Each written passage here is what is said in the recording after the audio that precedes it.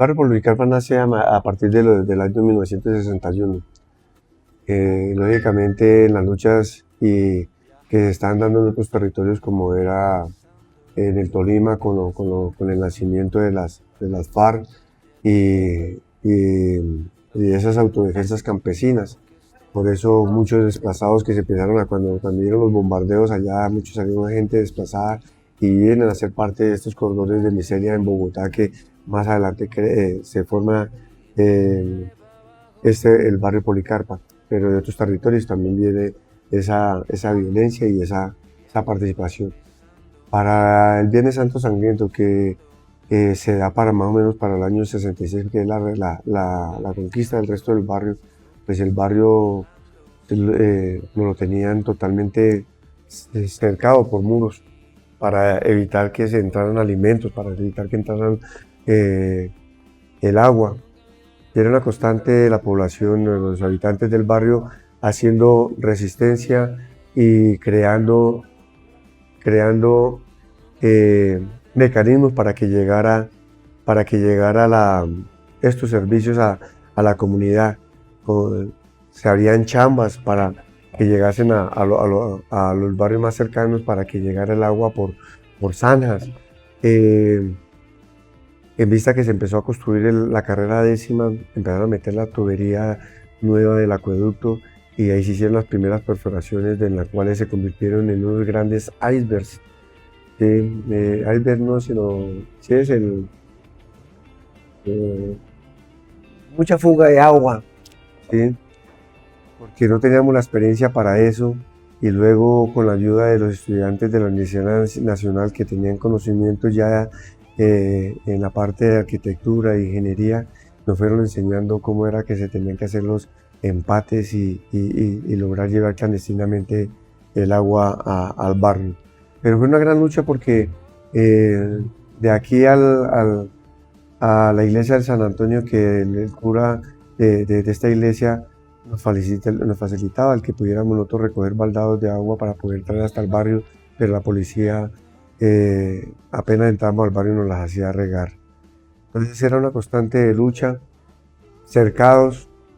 orientaciones que se dieron para tumbar el muro de manera disimulada. Se orientaba a que todo el mundo fuera a hacer sus necesidades, tanto de orina como fecales, a la pared, para ir debilitando las paredes, hasta que llegó un momento en que ya algunas de esas paredes empezaron a tambalear y se dio la oportunidad de que con cualquier empujoncito se fueron tumbando, y así sucesivamente se hizo en todo el territorio, y por eso tuvimos ese espacio total para desarrollar las luchas ya más abiertas. Luchas que sirvieron para apoyar, por ejemplo, la lucha de los estudiantes que estaban empezando de la Nacional, empezando a defender el San Juan de Dios en el momento de la Ortúa, porque ya sabían que iba a ser privatizadas, que ya se le iban a quitar a los estudiantes como una facultad de salud, pero que era un negociado grande para los grandes emporios que ya venían con respecto a ganarse todo ese dinero que producía la salud, ese gran negociado. Entonces ellos hicieron resistencia en el San Juan de Dios, y también recibieron la misma respuesta que recibió el barrio Policarpa: el cierre total, el no dejar entrarles alimentos, les cortaron los servicios, no desgastarlos y aniquilarlos, precisamente en que se les quitaba todas sus necesidades primarias de supervivencia. Y ahí la gran experiencia de la solidaridad del barrio Policarpa, porque sus paredes, que eran aledañas de los ranchitos, eran aledañas al San Juan de Dios, se rompieron algunas paredes para hacerle llegar alimentos solidarios a los compañeros. Agua que se compartía, ese poquito de agua que logramos entrar al barrio se compartía con los muchachos de ANAESA, se les buscaba, se les ayudaba a resistir a las arremetidas también de gases y de tratar de sacarlos de ahí. Se ayudaba desde el barrio, se entraba y ayudarles a ellos, pero también fuimos detectados de que desde el Policarpa se estaban entrando productos hacia la Ortúa. Entonces nos cercaron nuevamente el barrio, y de ahí que hubo una gran experiencia de una actividad que tiene un renombre muy importante para nuestro barrio, una parte histórica, y se llamó en su momento matrimonio por conveniencia. Se creó una boda para la cual se tenía una cantidad de invitados y llegaban invitados de miles de partes con cajadas de regalos y eran alimentos que se pasaban a los muchachos en el San Juan de Dios, alimentos y agua para que siguieran resistiendo y resistieron hasta que ya después la lucha la siguieron los trabajadores. Pero esto es parte de esa historia que el barrio Policarpa emana hacia las luchas y la solidaridad, donde habían carpas de huelga de los sindicatos. Allá llegaba el Policarpa con sus jóvenes, en ese caso los niños, a hacer sus actividades de teatro, de cultura, de canciones, a dar ese momento solidario de resistencia, decirles: ustedes pueden, manténganse, luchen porque sus causas son justas, como nuestra causa, la que tuvimos en el barrio Policarpa, que era el derecho a la tierra, el derecho a tener una vivienda, el derecho de que nuestros hijos y nuestra población construyéramos no solamente una vivienda, sino construyéramos una sociedad, una gran familia, la familia policarpuna, pero hoy en día la familia de la Sena Provista a nivel nacional. En una de las reuniones de los dirigentes que encabezaban la lucha aquí en el barrio Policarpa, en su gran mayoría dirigentes comunistas, se dijo: bueno, tenemos el barrio, pero no le hemos puesto, o tenemos el territorio, pero no le hemos puesto nombre. Entonces estaba uno de los dirigentes, el compañero Pedro Salas, y nombró que las luchas se están encarnando en especial en los hombros de las mujeres, las que estaban haciendo la mayor parte de la resistencia, porque eran las que se quedaban en el territorio, porque los maridos, los esposos salían a buscar la papa diaria, y ellas se quedaban en el territorio buscando un pedazo de madera para hacer su fogón, trayendo el agua, trayendo lo que correspondía, cuidando a los niños. Incluso habían madres que les tocaba atender a varios hijos de otras familias, de otras madres, para poder que las otras salieran a lavar ropita o lo que sea, para poder buscarse el sustento diario. Entonces, en una asamblea de barrio se llevó la propuesta y se argumentó y se logró decirle que quien representaba a estas grandes luchadoras, a estas mujeres luchadoras, sería nada menos que la líder de la revolución comunera, de los que sacaron los españoles de ese momento de independencia, a la Policarpa, por ser una gran luchadora, una gran heroína, y que era la que representaba esta lucha de las mujeres en el barrio Policarpa. Por eso el nombre tiene esta gran heroína, la Policarpa Salabarrieta. Primero que todo es mirar estas políticas que vienen de hace muchos años en la tierra en poquitas manos. Un gran ejemplo, vamos a hablar de donde nace la idea de la Central Nacional por Vivienda en cabeza de los compañeros Valverena y del compañero Julio Rincón. Era que ellos, los que estaban en el poder, conocían de todos sus ejidos. La gente, por su falta de educación, no conocían de que, primero que todo, que habían tierras baldías que le pertenecen al Estado y que deberían entregarse a la gente que no tiene la tierra y que la producen. Tanto es que en estas regiones del valle, los colones, esos campesinos que empezaron a romper la selva para tener un espacio donde cultivar o donde hacer y tener sus familias, después de que tenían esas tierras ya limpias y ya produciendo, mandan estos personajes la violencia paramilitar, la violencia psicológica de amenazas y la violencia física ya de sacar los territorios o asesinarles para quedárseles con su tierra, ese despojo de tierra, que es lo que empieza a dar esas causas de que ellos sí conocían de que esas tierras eran baldías y fácilmente las podían estar quitando al que quisieran, simplemente porque sabían que ellos después hacían cualquier papel de cruce a nivel estatal y se apoderaban de grandes extensiones de tierra como las que hoy conocemos. El problema en el país de la violencia está arraigada precisamente a ese problema de la tenencia de la tierra. Cada vez son más los que no tienen tierra y son cada vez menos los que tienen la mayor cantidad de tierra improductiva e incluso convirtiéndolas en extensiones grandísimas de ganadería que conocemos a nivel de del efecto invernadero, lo que producen todos estos gases tóxicos que producen el ganado, pero también el que no se está produciendo, no se está utilizando la tierra para los cultivos, que son los que están dando el pancoger de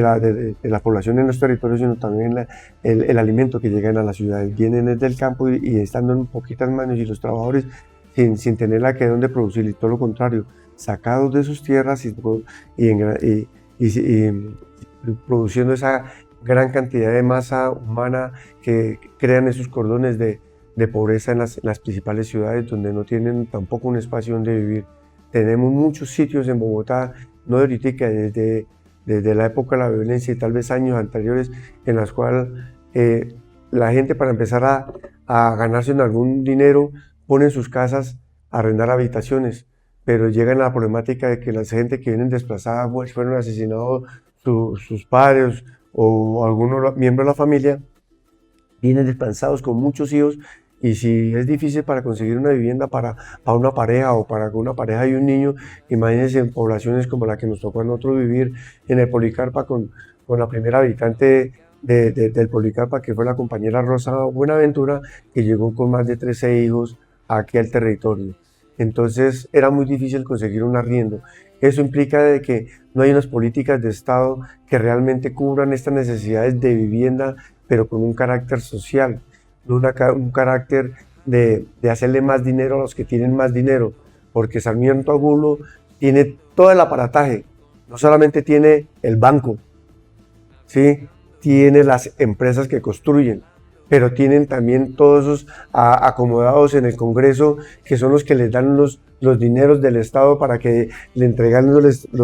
subsidios. Dígale, aquí está esta plata para que construya, pero a la gente le dicen, pues listo, le recibimos el subsidio, pero ustedes quedan empeñados a más de 30 años a mis bancos, a mi constructora, a toda esta cuestión, y a la final terminan entregando esas viviendas que con mucho esfuerzo durante muchos años la pagaron, la han pagado 2 y 3 veces, y de todas maneras se las quitan porque se colgaron en algunas cuentas, algunas cuotas, porque hasta crean elementos de que cada día que lo que está uno pagando no está pagando ni siquiera la vivienda, ni está pagando son intereses, el UPAC. Y así me cansaría de decir una cantidad de decretos que crean ellos precisamente para convertir al trabajador en un eterno esclavo, para producirles dinero a ellos. Mientras tanto, ellos no invierten realmente los dineros que recogen acá, sino se los llevan al extranjero. Mientras tanto, cosas como lo que está haciendo en este momento el gobierno del cambio, es precisamente que ojalá se le pueda dar una participación más grande a los trabajadores, reconocerle su trabajo, en que su trabajo sea lo más valorado que sea posible, porque ellos realmente sí invierten en el país, compran en la tiendita a la esquina, cogen el transporte, hacen que el dinero fluya dentro del país y no en capitales o en paraísos fiscales extranjeros. Es aquí donde siguen produciendo. Por eso la necesidad de seguir mirando leyes que se den en favor de las grandes mayorías, de las grandes personas, de las grandes cantidades de familias que no tienen una vivienda, sino que viven del día a día, del pagadiario, de pagar un arriendo, y que van a pasar el resto de su vida y nunca van a tener un lugar donde construir su familia. ¿Ve? Esa es una de las grandes políticas, y que salir de esa mentalidad de lo que crearon estos gremios de la construcción, que crean situaciones como el tal metro cuadrado, que ahorita lo están ya llevándolo a centímetro cuadrado, porque viviendas que eran relativamente viviendas, llamémosles de viviendas humanas, donde pueden construir realmente una familia que mínimamente serían de 6 metros por 12, hoy en día, que estamos hablando de 32 metros, hoy estamos hablando de viviendas que están dando a precios muy altos, ¿sí? Que no alcanzan ni siquiera a hacer un apartoestudio, hablando de 20 y pico metros cuadrados. Eso que va a ser una vivienda digna, ¿sí? Vivienda digna es donde los hijos puedan moverse por un espacio Vivienda digna es que tengan derecho a 1 o 2 baños. Vivienda digna es que tengan un espacio donde pueden agrupar en una sala, donde no tengan que entrar a una habitación por la ventana, porque si entran por la puerta ya no puede entrar sin una sola persona, porque el espacio son muy pequeños, son espacios reducidos. Nosotros hablamos de vivienda digna, pero también con la vivienda de nuevo tipo, en la cual se crean estos barrios donde dentro del mismo barrio haya escuela, puesto de salud, hayan salones culturales, hayan todos los elementos que casi prácticamente no necesitan ni siquiera la gente desplazarse de su entorno, sino que tengan ahí cerquita donde desarrollar sus actividades sociales, que se conozcan, porque hoy en día vemos que compra al que cree que pagando la cuota inicial y pagando las primeras cuotas ya tienen una vivienda, han subido de estrato cuando lo que están es endeudados para el resto de la vida. Pero la problemática es que muchas veces no se conocen ni siquiera con el vecino del frente. Compraron su esto, viven allá encerrados su esto, salen de ahí, no se conocen con todo el mundo. Nosotros de la Central Nacional Pro Vivienda lo que hacemos es reunimos a estos inquilinos, empezamos a enseñarles sus derechos, el por qué hay que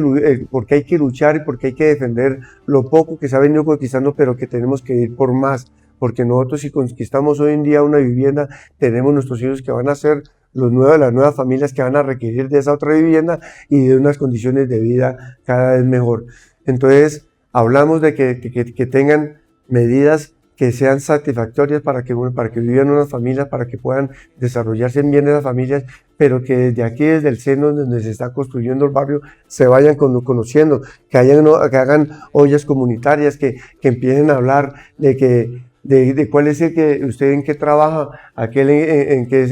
en qué se capacitó, qué puede ayudar en la sociedad, y que se intercalen todas esas experiencias, y que cuando, como lo pasa aquí en el barrio Policarpa, que de extremo a extremo, estamos hablando más de 15 cuadras de una esquina a la otra, ¿sí? Le preguntan, venga, ¿quién es el que hace las llaves? Háblese con el compañero Chucho allá en la parte del Sevilla, que no, que la compañera es la que aplica las inyecciones, y estamos hablando de 20 cuadras, y todo el mundo se conoce de extremo a extremo del barrio, precisamente porque se han encarnado estas luchas desde sus inicios, donde se hacen los famosos convites que estamos invitando a mis vecinos a echar la plancha de mi otro vecino, se hace un almuerzo comunitario, y entre todos hacemos esa labor de solidaridad para eso, donde vamos a construir, por decir algo, nuestro salón cultural, y hacemos una marcha de ladrillo, y cada uno llega con un ladrillo para aportar esto. Entonces, eso hace que se transforme esta sociedad en trabajo comunitario, en trabajo de unidad. No seguimos enseñando que lo que nos vienen aquí ya como un cabestrillo, en el cual nos están diciendo es: primero yo, segundo yo, tercero yo, y décimo yo, y si me sobra algo, todavía sigue siendo yo. Ese individualismo, no pensar en colectivo, no pensar que nosotros somos personas sociables. Durante toda la historia de la humanidad nos hemos agrupado para poder ayudarnos unos a otros, pero aquí nos están enseñando que primero quiero tener lo mío, y si algo por allá voto, ¿sí? No, las cosas no son así. Es también mirar que la riqueza sea distribuida en todo el mundo, en toda su población, para que todos vivamos por lo menos de una manera más humana, ¿sí? Porque estas diferencias lo que crean son estas guerras, la tierra y la economía puestas en unas pocas personas, y todo el mundo aguantando hambre, generan estas grandes diferencias que terminan en revoluciones, terminan en estallidos sociales, terminan en la inconformidad de la población, y son cosas que llegarán en un momento en que deben reventar para así sea. Todas estas, las mayorías que son las más damnificadas, ¿sí? Logren poder tener un derecho a la vida, un derecho a la salud, un derecho a la educación, un derecho a poderse desplazar por donde quiera sin tener que pedirle permiso a nadie. Ojalá, como lo que hicimos aquí en el barrio Policarpa, que los batallones los convertimos en escuela, esa estación de policía que había en el Policarpa la convertimos en una escuela. Eso deberían ser, en tanta institucionalidad que hay de represión, deberían ser los lugares donde van a ser de entrenamiento de nuestro cerebro, en crear conciencia, en crear la educación. Y ya sabemos que un pueblo ignorante es un pueblo fácil de poderlo doblegar, de poderlo manipular, y eso es lo que están haciendo con nuestro pueblo. Y nosotros exigimos el derecho a la educación, una educación gratuita, el derecho a la educación, a la salud gratuita. Por eso pagamos nuestros impuestos, por eso tratamos de que si nos toca aportar de nuestro propio esfuerzo de trabajo, aportamos para que mejoremos nuestras calidades de vida, no para una persona, sino para una sociedad.